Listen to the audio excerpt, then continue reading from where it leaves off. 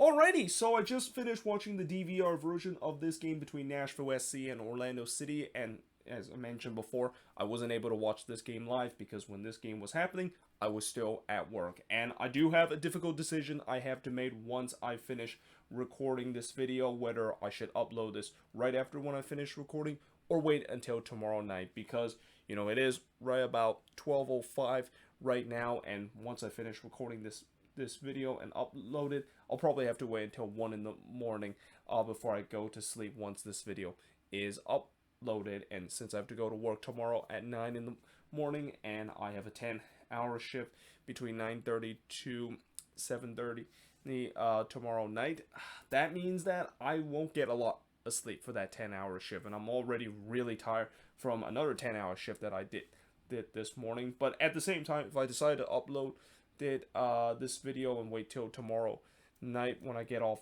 work to do so, I'll probably upload in a time where it's not that late if you're living in my time zone, which is Pacific Standard Time. But if you're watching this video on the East Coast, yeah, you might have to wait until like midnight before this video is uploaded. So again, it's a difficult decision that I have to make, and I guess you'll probably find out if I decide to upload this video right after when I finish recording, or if this video is not going to be up until tomorrow night. You probably know I chose the latter option.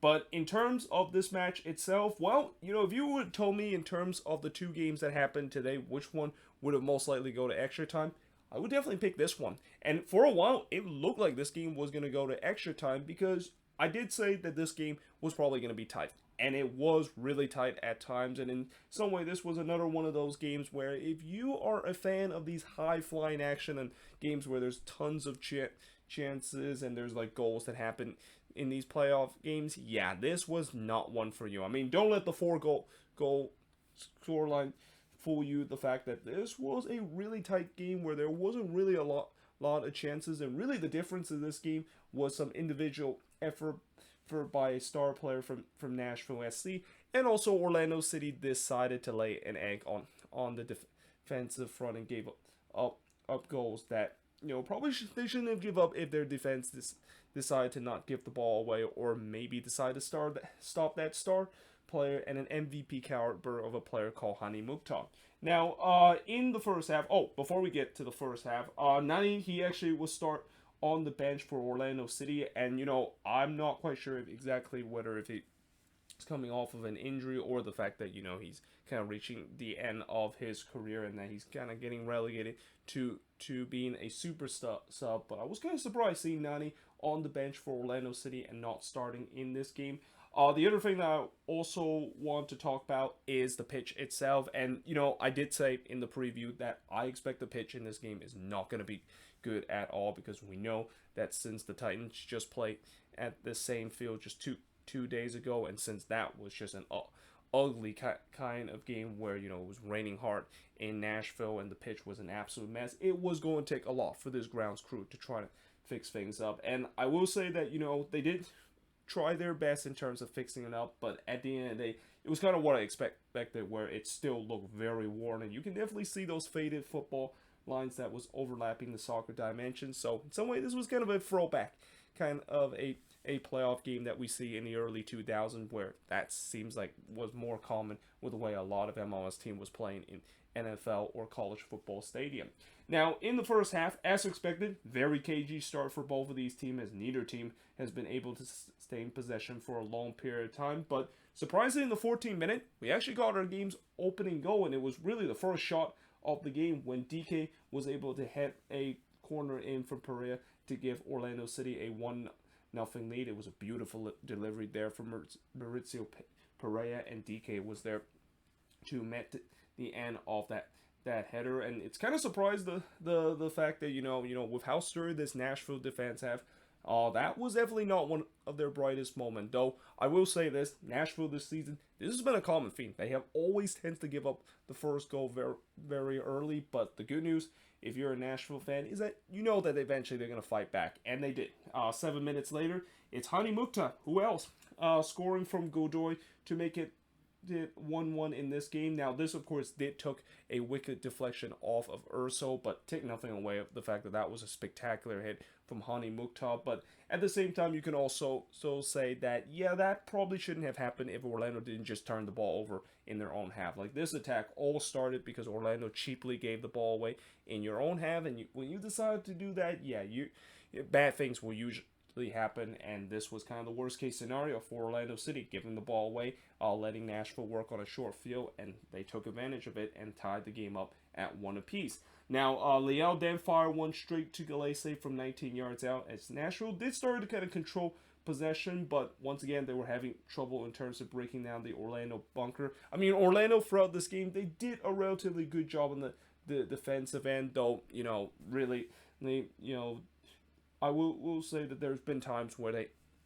they have shown some weakness in their defense, and there was some lapse of concentration. And as I said, this was a game where if you show some lapse of concentration, especially of how tight this game is, it's unsurprising that they were being punished. Possession also started to kind of even out. Orlando had most of the possession for the first 15 minutes of the game, but since Nashville started to kind of take control of possession, the possession was started to even out in a way where at one point it was almost at 50% for both of these teams.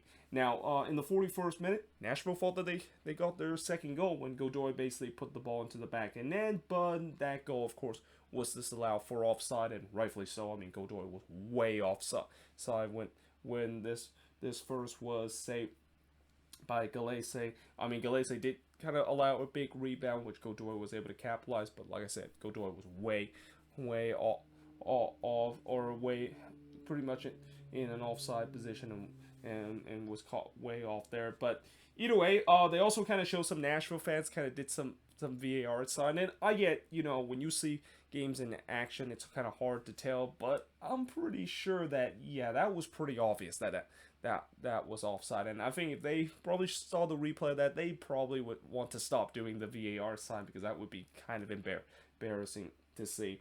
But that being said, in the first minute of stoppage time, Godoy did try to make up for it as he teased a half volley shot, but unfortunately he missed wide as we head to halftime tied at one apiece for both of these teams.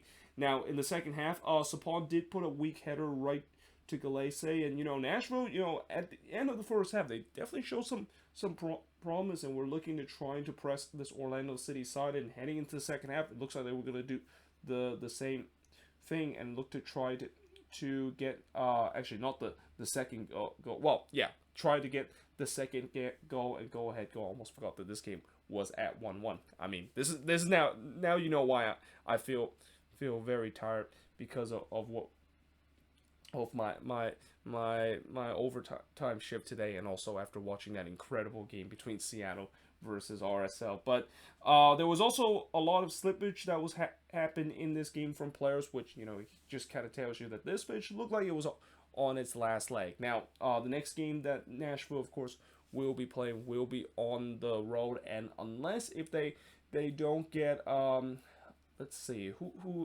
unless if NYCFC of course advanced and able to once again pull or able to pull off an upset against NYCFC, or no, not NYCFC, pull off an upset against New England.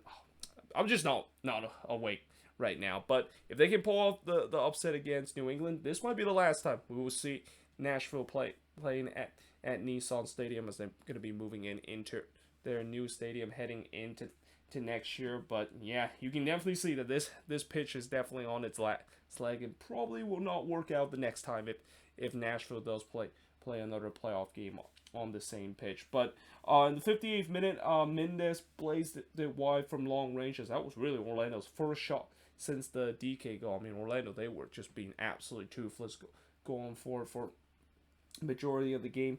The game, of course, then started to become cagey again, and there was a lot of rough challenges in this game, as both teams was trying to be physical, and also both teams once again started to have problem in terms of maintaining possession. But 70 minutes in, there was still no sub that was made by both teams, and it was almost kind of getting to a point where it's almost like both head coaches are just waiting to see who, of course, made the first move. And I thought eventually it was going to happen, because I think they mentioned it before, that looked like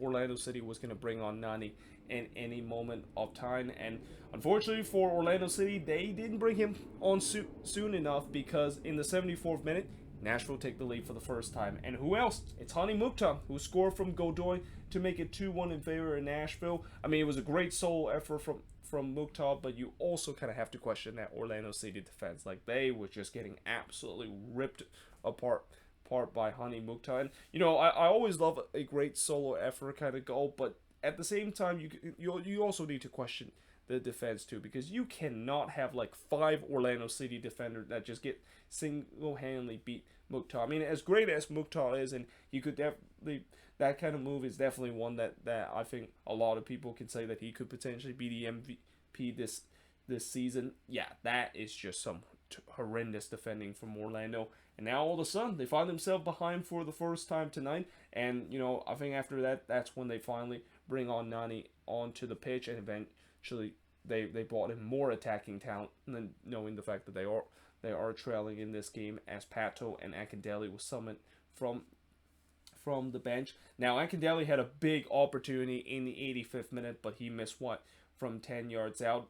And even though this was a big missed opportunity, you gotta give that Nashville defense there with the way that I think it was Romney, the one that kind of tried to attempt to block this one. And sometimes, if you're a defender, even though you're unable to block a shot, if you're able to maybe even contest the shot or even distract the attacker in terms of taking the shot early, that is as good as blocking a shot when your opposition decide to shoot on goal. And I think this was just a case where Romney does a good job to just put Akindele off a little bit, kind of have him take the shot early, especially on the volley here, and Akindele just could not show that clinical finishing and puts that one wide. Now, despite the fact that Orlando was definitely looking to push for the equalizer, there wasn't really a lot of urgency shown by them. Like, there was times where they were kind of passing backwards, and they were being very slow in terms of trying to get the ball back on the play, which I'm shocked. Like, you're down in this game. This is your season, and the fact that there's no urgency shown is kind of a little bit appalling, and it's no wonder why Orlando City fans are pretty upset after this game, with the way that it's almost like the team just kind of give up, even though the game is still up for grabs. Akindele then hits it wide from close range in the second minute of stoppage time, but in the 4th minute of stoppage time, Kadits basically call it game, as he scored from Lovitz to make it 3-1 in favor of Nashville, and that would be the final score of this game. As the shots in this one, 9 shots apiece for both of these teams, 6 shots on goal compared to 2 that Orlando City has, 1 shots off target compared to 4 that Orlando City has, 2 shots that was blocked for the 3 that Orlando City has, and possession-wise, 54% possession compared to 46% possession that Nashville has in this game. And although later on we found out that RSL pulled off a massive upset against Seattle in the first round of the playoffs, in terms of the Eastern Conference, every single home team were able to win in the first round. They kind of did the sweep. So yeah, it's going to be interesting to see whether or not that's going to continue in the East, and especially I know for a fact that I'm assuming eventually a home team is going to lose a playoff game in the East. I mean, I know home field advantage is definitely a big thing, and it's definitely showing this season with only one road team able to win, but you just also kind of feeling eventually there is going to be an upset there in the East. And like I said, this was a popular upset pick because of the fact that Nashville was not heading into the playoffs in the strongest form. And sure, Orlando is also heading to the playoffs not in the strongest form too, but I thought Orlando had those difference maker in Nani and Michel, and also who was another player that has been the DK. Yeah, DK. Yeah, I thought that would be enough to overpower this Nashville attack. That really the only goal scorer that they had that has really carried them is Hani Mukhtar. But little do we know that guy called Hani Mukhtar, he definitely showed up, and he this is definitely good news if you're a Nashville fan, knowing the fact that really the only chance I think Nashville potentially can go deep into the playoffs and surprise a lot of people again is Mukhtar play at his best. And right now he is definitely playing at his best with a man of the match kind of performance in this game against Orlando City. And for Orlando, they kind of just prove everybody right in terms of the fact that they were really, like, if you have to say who's the true pretender coming into the playoffs, Orlando is definitely that team, because they really have struggled against good team, and especially in games when it really matters. And it's unsurprising, in a game where it really matters when they do face against a tough opponent. They falter at the very end, and now heading into the off season after just a disappointing year, in a year where it really kind of feels like it's a step back from the process that, or the progress that Oscar Pereira made during his first season with this team. It's going to be interesting to see how they're going to correct that heading into next season. But there you have it. That is pretty much it for the review of this game. Let me know in the comments below, what do you think of this game? And like I said, I'll probably have to make a decision in a way where my decision might be I'll just wait until tomorrow to upload this video. But like, if you're of course watching this tomorrow and you wonder why do I feel very tired even though this video was uploaded like around 8 o'clock my time, well, that's because this video was pre-recorded from yesterday, and as I said, I'm basically recording this video way past midnight right now. But either way, hope you guys enjoyed this video. If you do, make sure you guys leave a like, smash the subscribe button, and yeah, I of course will see you guys next time.